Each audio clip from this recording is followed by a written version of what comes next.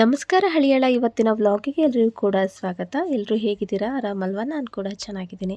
So ಇವತ್ತಿನ ವಿಡಿಯೋದಲ್ಲಿ ನೀವು ನೋಡ್ತಾ ಇರ್ಬೋದು ಗೆಡ್ಡೆ ಗೆಣಸುಗಳನ್ನ ತೋರಿಸ್ತಾ ಇದ್ದೀನಿ. ಏನಕ್ಕೆ ಅಂತ ಅಂದರೆ ನಾನಿವತ್ತು ಜೊಯ್ಡಾದಲ್ಲಿರುವಂತಹ ಗಡ್ಡೆ ಗೆಣಸು ಮೇಳಕ್ಕೆ ಬಂದಿದ್ದೀನಿ.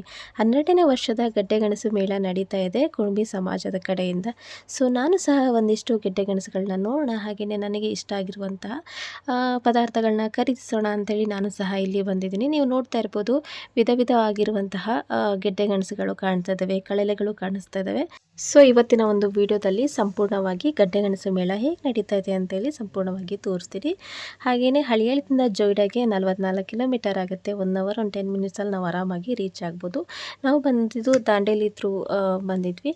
ಸೊ ನೀವು ನೋಡ್ತಾ ಇರ್ಬೋದು ವಿಡಿಯೋದಲ್ಲಿ ಸಂಪೂರ್ಣವಾಗಿ ಗಡ್ಡೆ ಗೆಣಸುಗಳನ್ನ ಇಟ್ಕೊಂಡಿದ್ದಾರೆ. ಹಾಗೆ ಬಾಳೆಕಾಯಿಗಳು, ಬಾಳೆಹಣ್ಣುಗಳು. ನಿಜ ಹೇಳಬೇಕಂದ್ರೆ ನನಗೆ ಈ ಥರದ್ದು ಗಡ್ಡೆ ಗೆಣಸುಗಳನ್ನ ನಾನು ನೋಡೇ ಇರಲಿಲ್ಲ. ಫಸ್ಟ್ ಟೈಮ್ ಈ ಮೇಳದಲ್ಲಿ ನೋಡ್ತಾ ಇರೋದು. ಆ್ಯಕ್ಚುಲಿ ನಾನು ಬಂದಿದ್ದಿಲ್ಲಿ ಅರಿಶಿನ ಖರೀದಿ ಮಾಡಬೇಕು ಅಂತ, ಹಾಗೆ ಸವರ್ಣಗಡ್ಡೆ ಮತ್ತು ಕೆಸುವಿನ ಗೆಡ್ಡೆಗಳೆಲ್ಲ ಇಲ್ಲಿ ಚೆನ್ನಾಗಿ ಸಿಗುತ್ತೆ ಅಂಥೇಳಿ ತೊಗೊಳ್ಳೋಣ ಅಂಥೇಳಿ ಬಂದಿದ್ದೀನಿ. ಇವತ್ತಿನ ಪ್ರೋಗ್ರಾಮಲ್ಲಿ ನನಗೆ ಅನುಪಮ ಮೇಡಮ್ ಸಹ ಸಿಕ್ಕಿದ್ರು. ನಿಮಗೆ ಗೊತ್ತಿರ್ಬೋದು, ಅವರು PDO ಆಫೀಸರ್ ಜೊತೆಗೆ ಹಳಿಯಾಳದ AD ಸಹ ಆಗಿರ್ತಾರೆ. ಹಾಗೆಯೇ ನಮ್ಮ ಹಳಿಯಾಳದ EO ಸರ್ ಸಹ ಬಂದಿದ್ದರು. ಅವರು ಸಹ ಒಂದಿಷ್ಟು ಪರ್ಚೇಸಿಂಗ್ ಮಾಡ್ತಾಯಿದ್ರು. ನೀವು ಇಲ್ಲಿ ನೋಡ್ತಾ ಇರ್ಬೋದು ವೇದಿಕೆ ಮುಂಭಾಗದಲ್ಲಿ ಈ ಥರ ಲೈನಲ್ಲಿ ಒಂದು ಟೇಬಲ್ಸ್ನ ಹಾಕಿ ಎಲ್ಲ ಕುಣಬಿ ಸಮಾಜದ ಮಹಿಳೆಯರು ಹಾಗೆಯೇ ಪ್ರತಿಯೊಬ್ಬರು ಗಂಡ್ಮಕ್ಳು ಸಹ ಕುತ್ಕೊಂಡಿದ್ದಾರೆ ಗಡ್ಡೆ ಗೆಣಸುಗಳನ್ನ. ಇಲ್ಲಿ ನಾವು ಖರೀದಿ ಸಹ ಮಾಡ್ಬೋದು. ಹಾಗೆಯೇ ಪಕ್ಕದಲ್ಲಿ ಸ್ಟಾಲ್ ಸಹ ಹಾಕಿದ್ರು. ಗೆಡ್ಡೆ ಗೆಣಸಿನ ಚಿಪ್ಸ್ಗಳು ಪ್ರತಿಯೊಂದು ಕೂಡ ನಮಗೆ ಇಲ್ಲಿ ಸಿಗುತ್ತೆ ಅಂತೇಳಿ ಅನೌನ್ಸ್ಮೆಂಟ್ ಸಹ ಮಾಡ್ತಾಯಿದ್ರು. ಸೊ ಇದನ್ನೆಲ್ಲ ಸಹ ನಾವು ನೋಡ್ತಾ ಇದ್ವಿ. ಹಾಗೆ ಹಿಂದ್ಗಡೆ ಊಟದ ವ್ಯವಸ್ಥೆ ಸಹ ಮಾಡಿದರು. ನೀವು ನೋಡ್ತಾ ಇರ್ಬೋದು ಒಂದೇ ಥರ ಗಡ್ಡೆಗಳೆಲ್ಲ ಬಹಳಷ್ಟು ಗೆಡ್ಡೆಗಳನ್ನ ಇಟ್ಕೊಂಡಿದ್ದಾರೆ. ಪಂಪ್ಕಿನ್ ಆಗಿರ್ಬೋದು, ಹಾಗೆಯೇ ಕಳಲೆಗಳಾಗಿರ್ಬೋದು, ಬಹಳಷ್ಟು ಥರವಾದ ಗಡ್ಡೆಗಳನ್ನ ಇಟ್ಕೊಂಡಿದ್ದಾರೆ.